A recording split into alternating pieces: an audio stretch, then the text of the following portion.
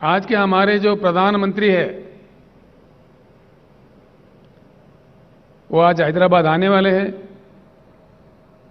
2 दिन के लिए यहां रहने वाले हैं।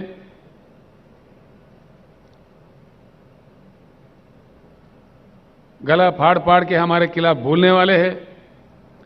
आज जो कुछ भी हो रहा है गलत हो रहा है।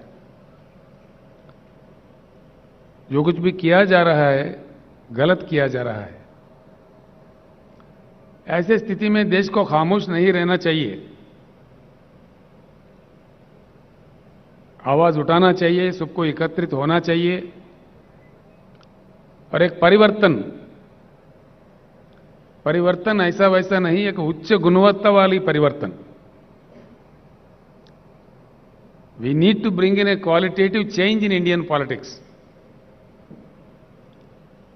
It's the requirement of the nation today.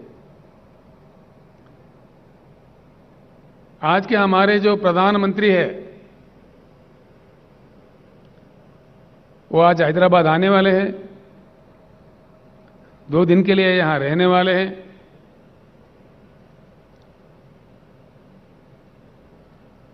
गला फाड़ फाड़ के हमारे खिलाफ बोलने वाले हैं। कोई बात नहीं, लोकतंत्र है। जो जिसके समझ में आए बोले, जो जिसको कहना है कहे। यही हमारा लोकतंत्र का मान्यता है। हम इतना ही कहना चाहेंगे, माननीय प्रधानमंत्री जी, जिस प्रकार से आप विपक्षी दलों के नेताओं पे गला फाड़ फाड़ के गलत आरोप लगाते हैं, उसी प्रकार से जो संबोधित करने वाले हैदराबाद सभा को, उसमें हमारे प्रश्नों का उत्तर दीजिए। ये मांग आज आपसे देश कर रहा है। प्रधानमंत्री जी, जब आप पहली बार चुने गए थे, जनता के साथ कई आश्वासन दिए थे, कई प्रॉमिसेस किए थे। एक भी, कम से कम एक भी आपका किया हुआ वादा पूरा हुआ क्या? हम जानना चाहेंगे तो किया है तो किस वादा आपने पूरा किया? एक भी, कम से कम एक भी टार्च लाइट डाल के भी ढूंढो तो नहीं मिलेगा। ये मैं नहीं, सारे देश कह रहा है।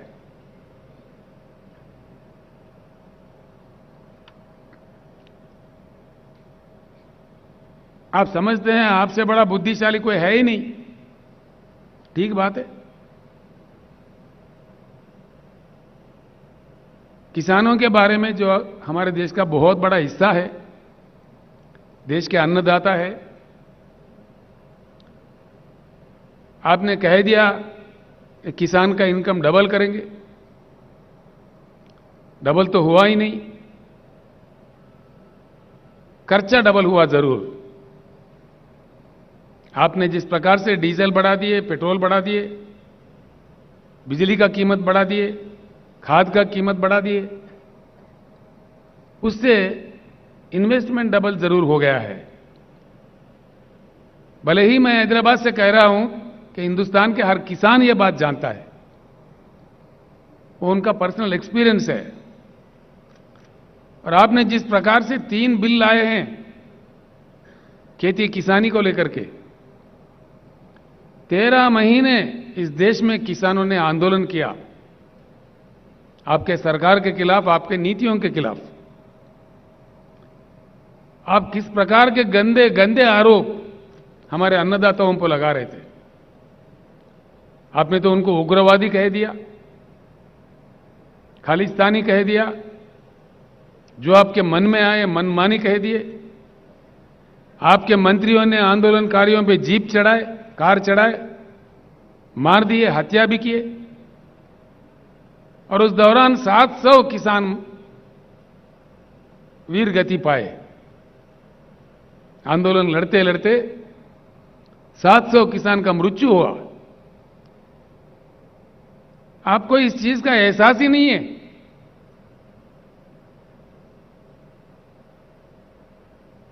कोई दया नहीं है। क्या ये सच नहीं कि 700 किसान मारे गए? यहां से मैंने ऐलान किया था यशवंत जी, आंदोलन के दौरान जिन किसान भाइयों ने अपनी जान गंवाई है उनको तो हम लौटा नहीं सकते, लेकिन उन परिवारों के देखभाल के लिए तेलंगाना सरकार की ओर से हमने 3-3 लाख रुपए हर घर में देने का घोषणा किया। और हाल ही में मैंने पंजाब सरकार के सहयोग से चंडीगढ़ तक जाके वहां किसानों के हाथ वो चेक दे दिए। इसके भी हमारे प्रधानमंत्री, हमारे भाजपा के नेता मजाक उड़ा रहे थे, आप तो देते ही नहीं, कम से कम जो देने वाले हैं उनका मजाक भी उड़ाते हैं, ये आपका राज है, ये आपका नीति है। इस प्रकार का सरकार आप चला रहे हैं इस देश में। दोस्तों, ये सोचने की बात है, जिस प्रकार के बातें माननीय प्रधानमंत्री कह रहे थे, माननीय कृषि मंत्री कह रहे थे, भाजपा के वरिष्ठ नेता लोग कह रहे थे, किसानों का जिस प्रकार अपमानित कर रहे थे, आखिरकार हुआ क्या? अगर आप सही थे, अगर आपके बनाए हुए कानून सही थे, आखिर हुआ क्या? सारा देश के सामने आपको सर झुका के किसानों को माफी मांगना पड़ा। आपने माफी मांगा? ये तो प्रधानमंत्री का आदत है, चुनाव के वक्त है मीठी मीठी बातें, चुनाव गुजर गया तो झूठी झूठी बातें। ये देश देख रहा है, देश महसूस कर रहा है। अगर आप सही थे तो फिर किसानों को क्यों माफी मांगा? आपके बनाए हुए कानून क्यों वापस लिए? और उसके बाद में किसानों को जो आश्वासन आप दिए थे, क्या हुआ? आज तक कोई बात ही नहीं है। किसान आपको कोई सोना हीरा थोड़ी मांग रहा है। किसान, देश के किसान, किसान अपने उगाए हुए पैदावारी का मोल मांग रहे हैं, मिनिमम सपोर्ट प्राइस मांग रहे हैं, एक इज्जतदार जिंदगी मांग रहे हैं। जिस प्रकार से आप पूंजीपतियों का एनपीएस का कर्जा उतारते हो लाखों करोड़ देके, वो नहीं मांग रहे किसान। किसान मांग रहे तो अपने हक मांग रहे, अपने पैदावारी का दाम मांग रहे, वो भी देने का क्षमता आपके पास नहीं है। आप आवाज ऊंचा करके, बात करके, जो मन में आए कह के आप कहते जाओ,